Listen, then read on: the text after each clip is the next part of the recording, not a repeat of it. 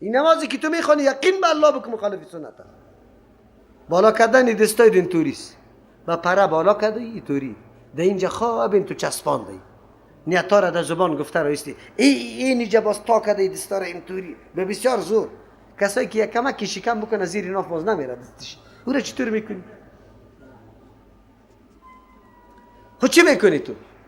رکوع سجده طبیبی مقتدی های تا یک دفعه بیبی که در رکوع میره پس بالا نمیشه، او در سجده دستی سلام میگرده برو بخیر. اینجا یک دانه این گناه ما مسته همیشه ما چی جور نکردیم، چی میگه؟ ستره.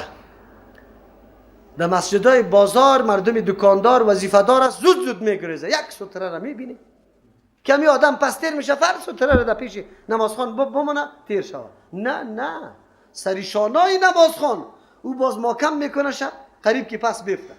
جنگ است، جنگ نمازخوانی نیست، سم پشتگیری است. شما کی ببینید عجیب است.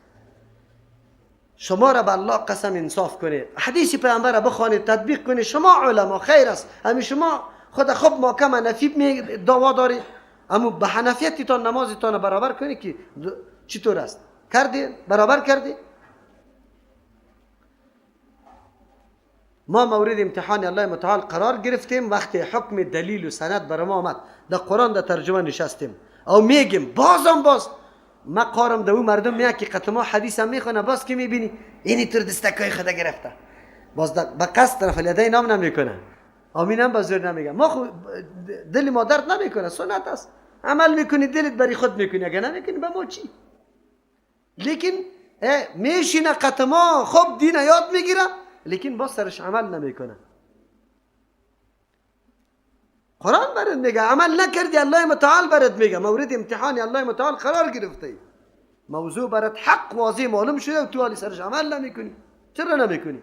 این امتحان الله متعال است، دلیل و سند آمد بعد عمل بکنی. ولو شاء الله لجعلكم امه واحده. سوالی بس بزرگی نمیسته، چرا الله متعال تمامی مردم یک رقم جور نمیکرد کلگی را مسلمان؟ الله جنت و دوزخ هم داره، در دوزخ اگر جدا میکرد موتو را میبر طرف دوزخ چیغ و فریاد ما میبرامد یا الله ما چی گناه کردیم دیگر در جنت میبری، یک ما را در دوزخ میبری، کلگی ما یک جای زندگی کردیم، یک قسم خورد و نوش لباس همه حرکات ما یک قسم بود، چرا او را در جنت برای در دوزخ میبری؟ فریادت میبره یا نمیبره؟ میبره. پیش از اینکه این جالی ثابت شود الله متعال تو را مختلف کرد، امتحانت میکنه که کدام را در پیش میگیری، ترجیح میدی آخرت حکم الله را یا نفس و خواهشات نفس، قوم و تنظیم مذهب و فلانی را، کدامشه زور کده رایستی که باز اونجا وقتی در جهنم برده میشی اعضای خودت سرت شاهدی میده اینی کار کردی الله برات گفته بود نکن تو کردی.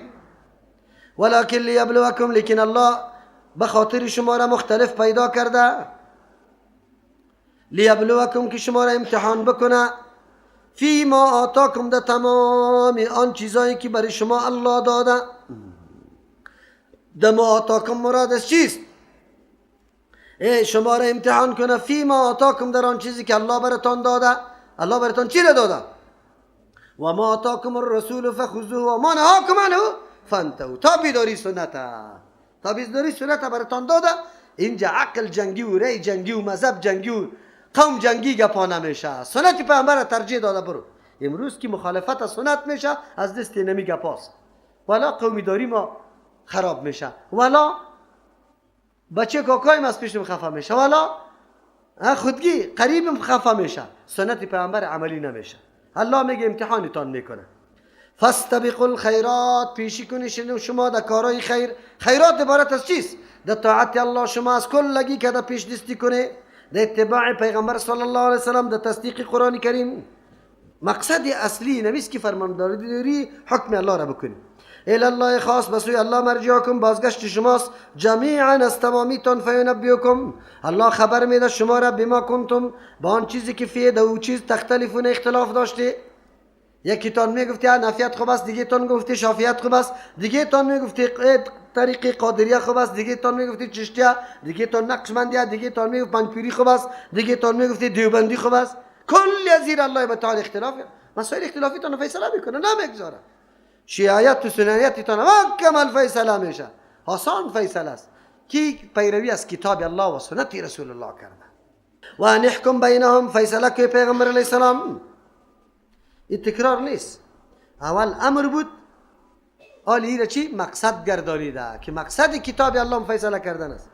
و ان احکم بینهم، تو فیصله کده بینشان بما انزل الله، با آن چیزی که الله نازل کرده.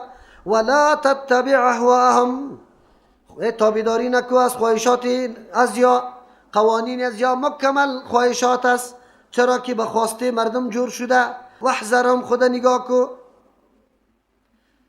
خود نگاه کو، چرا خیلی مکار مردم است، بسیار علمای سو بد داره. یفتنو که تو را برگردانه تو را عن بعض ما انزل الله، از عملی کردن آن چیزی، از عملی کردن بعضی آن چیزی که انزل الله فرو فرستاده الله الیک، بسوی تو فکر بگیری. تشریح میکنم.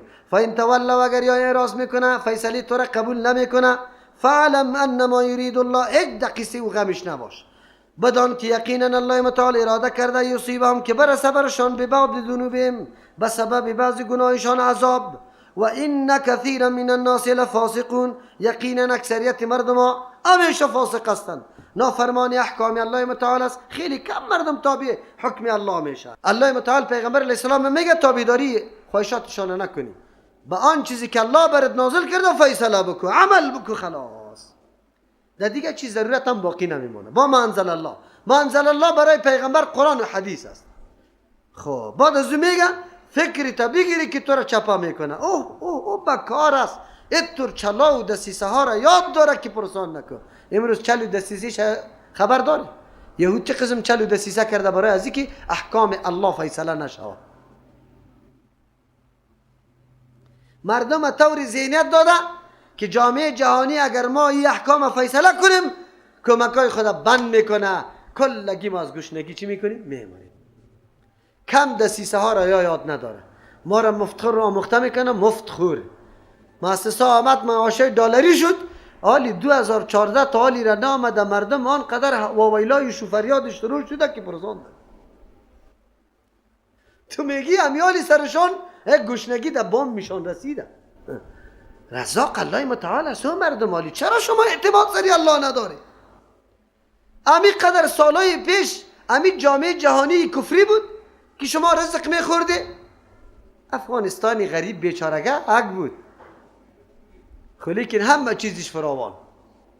مملکتی که در دنیا هیچ کس نمیشناخته که افغانستان کیه. میوهش فراوان، دانش فراوان. اردای کوری پاکستان وارد نمیکردی. تو جنگار او سکو، مینار او سکو، دشت و بیابانی تا بکار، وطنی تا گلگون کو که باز تو چطور به من نیازمندی به ممالک همسایه داری؟ کار کو سری معدنایت، کار کو سری فابریکایت، خلاص. چی ضرورت داری به دیگه کس؟ نداری. تمام روز تبصرات در رادیو و تلویزیون سر همی گپ است که 2014 کی برای کی چی رقم میشه، البته افغانستان کی چی رقم میشه. یک نفر همینطور جواب نداد که آینده نظام تضمینش ما نکردیم، الله کرده. اگر ما حالی به کتاب الله، به قانون الله خود تسلیم کردیم، ایتو امن و امان، ایتو برکات الله نازل شود که هیچ پرسان نکن. نزاع، اختلافات، تنظیم جنگی، سن پرستی، لسان پرستی، مذهب پرستی، بگوی قماندان پرستی، شخصیت پرستی را دور بندازی. باز بعد از اون میبینی که افغانستان چطور برکات الله میاد. خب تا مادامی که ما قوم پرست و شخص پرست و تنظیم پرست و مذهب پرست و سمت پرست باشیم، باز دیگه نه وطن آباد میشه نه جور میشه. همیشه غلامی همین مردم کافر هستیم. هر نیرنگ که سر ما عملی میکنه عملی میتونه. چرا؟ یاد دستیسه های عجیب داره. حالی چقدر دستیسه کرده. یکی را در کو میکشانه، دیگر را در بغل میگیره، او را از دیگه طرف اکمال میکنه، تو از این طرف اکمال میکنه. عجیب است. چرا جنگ است؟ چرا؟ چه نزاع است؟ کلش خودشان است، کلش خودشان است. حالی هم مردم، بعضی مردم تالی را نفهمیده که گپ در کجاست.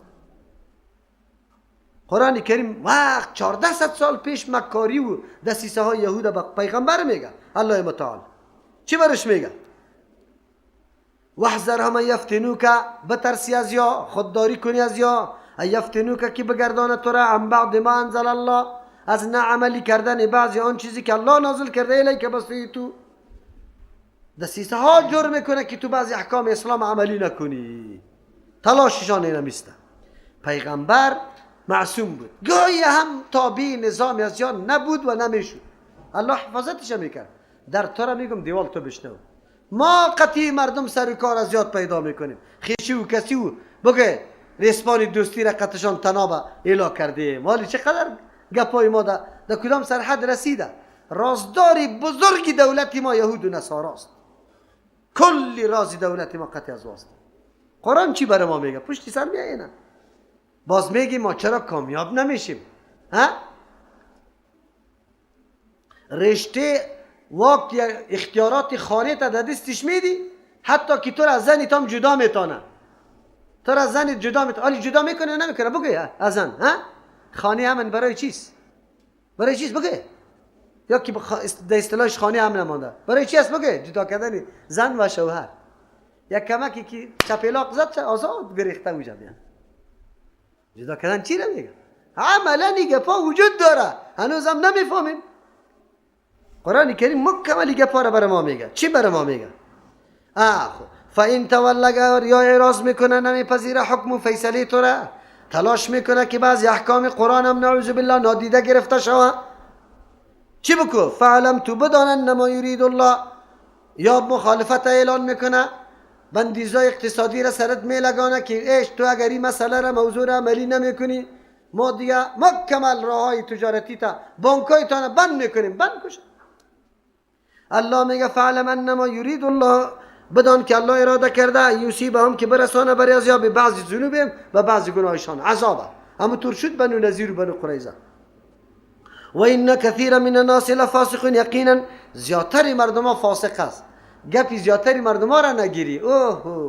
منافق صفتای بزدل پیدا میشه، تو را وادار میسازه که حکم دین پنهان کری یا تخفیف دیش بیاری. حالی هم همونطور است. در بچه خود توی میکنی 100 نفر از چیسته اقربای جمع میشن. نه یک بچه تست که ایره یک چیزی خوشحالی خود بکنی تر نمیشه، مرده خو نیست. توی گفته در توی چی باز میگه؟ در توی که دنگودیل نباشه مزه نداره. مرده اگر شده باشه 1000 بهانه و حیله ها را میاره. مردم میگه که مرده تا شل غمگور کردی، تو خود توستی ما بیخی در هر مینت خور میشیم. خلاص 1000 گپه میزنه. افا حکم الجاهلیت یبغون، آیا حکم جاهلیت یا طلب داره؟ و من احسن من الله، کس خیلی بهتر از الله کرده حکما، از روی فیصله کننده. فیصله کن لقوم یوقنون، برای قومی که یقین داشته باشه. کدام حکم ما کدام حکم فیصله کن قرار بدیم؟ حکم جاهلیت؟ الله تعبیر به جاهلیت چرا میشه؟ در اینجا سید قطب رحمه الله بسیار نکته جالبه میگه زمان جاهلیت خونمو زمان بود که در بین فترت الرسول بود. از عیسی علیه السلام به این طرف تا رسول الله صلی الله علیه و سلم که پیغمبران نامده بود، مردم در سرحدی در تاریکی غرق شده بودن که هیچ پرسان نکو از هر نگاه. چرا؟ کسی دعوتگر وجود نداشت. اما امروز فترت رسول نیست، قرآن موجود است، حدیث موجود است، علما موجود است. او میگه نه، مراد از جاهلیت یک وضع اوضاع است. مثل کدام وضعیت که در او زمان بود امو وضعیت فعلا هم پیدا میشه. امروز قطع دیروز فرقی نداره، امو حالتا عالی هم است. شرک و بت پرستی در کجا رسیده؟ حالی شرک و قبر پرستی است. شخصیت پرستی در کجا اوج گرفته؟ جنگ و جدل و خونروزی در کدام سرحد رسیده؟ زنا و فحاشی حتی گپ دیگه در نهایت رسیده، هیچ دیگه گفتن نمیتونی. دزدی و اختطاف در کجا؟ بدامنی در کجا رسیده؟ همون وضعیت جاهلیت است امروز هم. امن کجاست؟ احساس دین کجاست؟ پیش کی است؟ رشوت بیبی، این ظلم بیبی، این غصب بیبی، این حالات بیبی. دختری مردم به امن نه، زنی مردم به امن نه، خانه مردم به امن نه، مال مردم به امن نه، نفس مردم به امن نه، دین مردم به امن نه. یک چیزی مردم به امن نیست. عقل مردم به امن نیست. نصف شب تاریاک دیوانه ساخت، نصف شب شراب خوری. هیچ چیز به امن نیست. خیر زمان جاهلیت چی نمیگیره؟ می زمان جاهلیت است. قرآن کریم میفرماید اف حکم الجاهلیت یبغون، آیا حکم جاهلیت یا طلب داره؟ حکم جاهلیت بی بندوباری، هرج مرج، بگوی نعوذ بالله مادیات پرستی، کلگی دیوانه است، دیوانه که پول پیدا کنه به هر نورقی که باشه، خلاص احساس و درد اج نیست. تو برو همسایه نزدیکی تا سالاقتش کمک کرده 2000 افغانی رسمیش کمک طلب کنه میده، میگه نیسته 2000، لیکن امیالی بگو که خانه ما فروخته میشه با 100 لک دلار، 100 لک دلار باز قطش پیدا میشه. بگو که دکانی خدا گیرو میدم، همین همسایت میگه که سر ما باید روادار باشی نه سری بیگانه. دین روز از پیش سوال کردم 2000 افغانی قرض بده نمیده. مشکل در کدام سر؟ احساس کجا شد؟ هم احساس دین و اسلامی، همدردی و همکاری و محبت و صمیمیت، ها همین کجا شد؟ مکمل رفته. حکم جاهلیت مردم طلب داره امروز کلگی.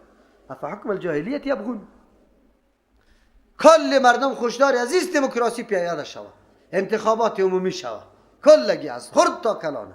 بسیار کم مردم است. قرآن خودش میگه که این کثیر من الناس لفاسقون، اکثریت مردم فسق. خوش داره از دین فرار کنه، از چوکات دین بیرون بره. چرا؟ مطلبایشان در بیرون چوکات دین برآورده میشه، آزادی باشه. جوان میگه بان که دختره در بازار بگرده بر لباسی که میگرده، میگه دکاندارا میگه که نصفی سودای ما را خود زنا میکنه، شما ایره در خانه بشانی، این سودای ما نمیشه. اوه امروز خالی ناتورم کس نمیخواه که پس بیرون بره، یک کشم خوشدار نیست که بره، نه تیلردار، نه بگه تانگی تیل والا، نه بگه کسایی که قراردادی است، کلگی حتما یک رشتگک قطعمون گپا داره. میگه یا که بره باز ما چی کنیم؟ اون حالات ماست. الله متعال میگه حکم جاهلیت میخواه. و من احسن، کیست خیلی بهتر من الله، از الله کرده حکما، از روی فیصله. فیصله الله فیصله است. چرا؟ فیصله الله عمیق است، دقیق است، به مقتضای حکمت و علم است. هر حکم که الله بر ما روان کرده، ما را مکلف کرده، فایده ماست، کامیابی ماست. کدام چیزی که منع کرده ضرری ماست. خب برای کی؟ برای کی این گپا را کی درک کرده میکنه؟ لقوم یوقنون، برای قومی که یقین داره که اسلام نظامی واقعی ثابت و پاربرجاست، مستحکم است، نظام اصلی واقعی است. اون مردمایی که اسلام فقط یک دینی میراثی فکر کرده، برای ازوانه. یا ایها الذین آمنو، چی چیز ما را خراب کرده، در بدر تباه کرده. 1400 سال پیش قرآن برای ما این گپا را گفته بود. عالی، ما کمال عملا مشاهده میکنیم. یا ایها الذین آمنو، کسانی که ایمان آورده، لا تتخذوا اليهود والنصارى، نگیری یهود و نصارا را اولیاء به دوستی. پیغمبر علیه السلام معاهدات کرده بود که یکی با دیگه با امرای دشمن همکار نمیشیم، در یکی ضد دیگه، بلکه یکی با دیگه کمک میکنیم که دشمن از بین ببریم. یهود خود سالا این مردما اینقدر دسیسگر، اینقدر مکار، اینقدر ناقضین عهد و پیمان است که پرسان نکن. با مجردی چند روز بعدش که وقت قلا را بیکار کرده بود، رفته بود با اهلی با مشرکین مکه، طلب کرده بود قواها را که اینجا بیا علیه مسلمانان سنگر بگیره. پیغمبر علیه السلام اعلان کرد که قطعی مردم دیگر اشتها را بگسلانه. صحابه الحمدلله وقتی که خبر شد اعلانه، بسیار رابطه نزدیک، خیشی کسی و معاملات خیلی نزدیک داشتن. اعلان الله پیغمبر که شد دیگه ما کمل دوستی قطع شد. یهود و نصارا را به دوستی، مدارات، سلوک و روش خواب قطع هر کس مطلوب است، ولو کافران باشه. لیکن دوستی جگری کردن قطع ازواج. چه رقم دوستی جگری؟ عقیده تا مثل عقیده ازواج جور کنی. یکی کارهای کفری را قطعش کرده رایستی. دوم معاونت جانی و مالی قطعش کرده رایستی، کمک کرده رایستی. دیگه گپای ازواج را، هدف ازواج را ترویج داده رایستی. این مؤسسات که مردمای ما قطعش رفت و آمد داره، ذله و خسته و مانده، کلش اهداف داره، پنهان اهداف خود کار کرده رایستی. اما مؤسسایی که ما و شما خیریه میگیم، کلش جاسوسای نظامیشان است. در نظامیشان نقشه داده، بمبارد کرده، بندی کرده مردم، تمامی کوایف کشف کرده. سومش که وار عزت دادن، در پوست و چوکی خیلی کلان مقرر کردن. امروز زمین گپا نیست. قرآن میگه یا ایها الذین آمنوا، کسایی که ایمان آوردی، لا تتخذوا، جور نکنید، نگیری، الیهود، یهود و النصارى، نصارا را اولیاء، به دوستی. چرا؟ به خاطری که هیچ نوع مناسبت شما قطع از نداره. دوستی از روی یک مناسبت میشه. شما چه مناسبت قطع از داری؟ بعضهم اولیاء و بعضی از یا اولیاء بعضی هستند، یعنی و در بین خود یکسان هستند، و اگر در بین خود دوست هستند وجه مشترک داره، دینی محرف داره، باطل داره، ما بین خود دوستی کنن. شما این چیزی قطعش نداره. و من یتولهم، کسی که دوستی میکنه امرای یهود، نصارا و کفار، منکم، از جمع شما، فانه منهم، یقینا آدم هم از جمله است. نه، امی آدم هم از جمله است در حکم قرآن کریم. چرا؟ تو رای دوستی را پیش گرفتی، دوستی جگری، رازای تو را افشا کرد، معلوم کرد، دل از او را تیره کردی، گپی از وارت رونق دادی، به دیدن تو همراه از وا مردم فریب خورد. به دیدن تو همراه از وا مردم فریب خورد. یک جماعت از علما را ما گفتم حتی یک کسی چی داره؟ شورا داره یک جای. ما گفتم چرا قطع از وا یک جای هستی؟ چی فایده تان است؟ چه مناسبت قطع از وا داره؟ همین مناسبت ها بگوی؟ یک بله، همین فایده تان به مردم رسید. وقتی که شما را دید که قطع از وا در چوکی یک جا هستی، مردم فکر کرد که یا مسلمان است، ما دخترای خدا ورش داده رفتن. در روز قیامت دی دخترها که عمل به سنت رسول الله نکرده، صحابه را بد گفته، سباس تو علم پرسان میشه که هم فتوا را در تلویزیون میدی، هم میری مجالس قطعش کرده رویستی. چرا که مردم خود تو را سعی میکنه. چرا؟ من تشبه بقوم فهو منهم. پیغمبر علیه السلام هم میگه کسی که خود مشابه قوم میسازه و از همون جمله است. مشابهت عام است، در حلیه، در لباس، در رفتار، در سلوک، در روش، خصوصا در برپا کردن جشنها، روزای خصوصی، خوشحالی از واره تو رونق میدی، زیبا میسازی. این سختترین مشابهت است. نوروز توی قدر رونق میدی که میری آری سری قبرت گنبتا را جور کردی، بیرقایش تازه میکنی. در کدام کتاب است؟ کدام فقه حنفی برات گفته میره؟ تو خود حنفیستی نه؟ فقط یک جواب برام بده، حنفیستی یا غیر حنفی؟ خلاص. اگر هستی بیار سندشه. در کجاست؟ مجاور در بالای قبر نشسته، این مجاورت کی کشیده؟ این گنبت کی کشیده؟ در روز نوروز جنده بالا کردن کی کشیده که به سطح رسمی دولت اونجا جنده بالا میشه؟ تو اهل سنت والاستی، اونجا داد میزنی اهل سنت هستم. دروغ چرا میگه اهل سنت هستم؟ دعوای غلط تو دروغ نکن. روزای کریسمس هم اینجا حالی در افغانستان تبدیل میشه. این روزی مادر است، این روزی فلان است. کل گپای وارداتی دنیای کفر مسلمان ها برای خود گرفت. تو میگی دینی از جای چیز نداره، هیچ نه حکم داره نه کارروایی داره. خلاص دنبال اما رفته رئیس، لباس از وا، اخلاق از وا، ریشا را ببینی عجیب نقشه ها دایش جور میکنه. عجیب، او مسلمان، تو مسلمان است، در کدام خانه پیدا شده ای؟ الله متعال رحم بکنه. در این مرض امروز در 100% 99% مردم مبتلا است. 99%. خب الله چی میگه؟ ان الله یقینا الله متعال لا یهدی القوم الظالمین، راهنمایی نمیکنه قوم ظالمه. اینجا راهنمایی به سوی غلبه، ترقی، فتح و کامیابی، رای کامیابی و غلبه را الله هدایت نمیکنه به او قومی که ظالم است، حدود اسلام ترک رفته، نعوذ بالله آلی چاپلوسی کفار میکنه، دوستی رشته دوستی را قطع از وا برقرار ساخته. فتر الذین فی قلوبهم، آلی دشمنان الله برای ما معرفی میکنه که چقدر سرسخت دشمن است. فتر الذین فی قلوبهم مرض، تو میبینی کسانی که در دلشان مرض نفاق است، ایش شک داره سری دینی تو را خوش نداره. یسارعون فیهم، که جلتی میکنه، فیهم در بین کفار با دوستی از و خیلی زیاد شایق است. وقتی که برشان گفته میشه که چرا تو رفتی قطع از و رشته داری، و اذا قیل له یقولون، میگه در جوابت، نخشا ان تصیبنا، میترسیم که برسه بر ما دایرتون، کدام حادثه، گردش زمانه، قحطی و گپا نبیا. ما که قطع از و میریم برای یک مصلحت میریم.